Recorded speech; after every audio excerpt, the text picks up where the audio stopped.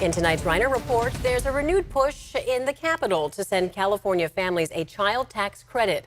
The bill would send low-income families roughly $1,000 per household each year. Our political reporter Morgan Rynor joins us now with the details.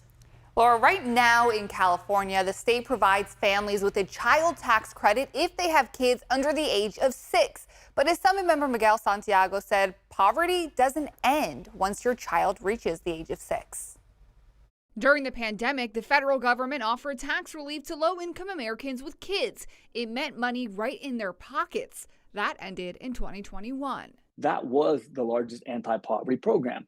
The risk that we're facing here in the state of California is we could see 1.7 million children fall back into poverty. If the federal government won't continue the assistance, he said California must. One of the reasons we're fighting so hard for this program is because we saw what could happen when you give people a little bit of help.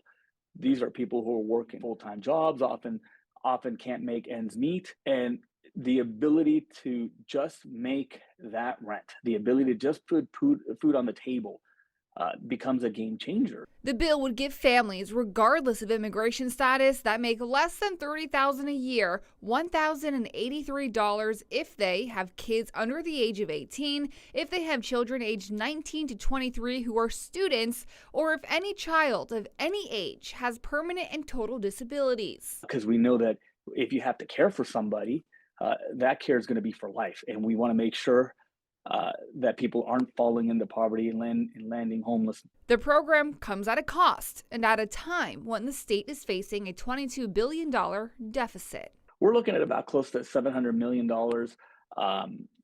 per year, but for a very important program. And look, if California can afford and has in the past sending middle-class refunds to those who are making $500,000 a year, we could afford to make sure that those who are living on the verge of poverty at $30,000 and below to be able to get this child tax credit.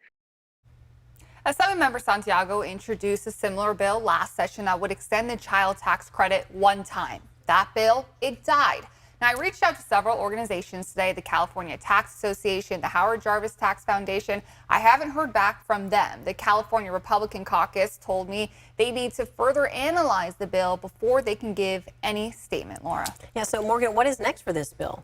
It's all about making their case, right? Because this is an expensive bill, and there are a lot of other bills that are considered expensive as well to extend programs that we currently have in California. One that would extend food assistance, one that would extend medical coverage. So it's all about convincing lawmakers in the next few committee hearings why theirs deserves to be extended over the others. Right, and it could have some far-reaching impacts for our families, so we know that you'll be tracking that as well. Morgan Rynor for us tonight. Thank you.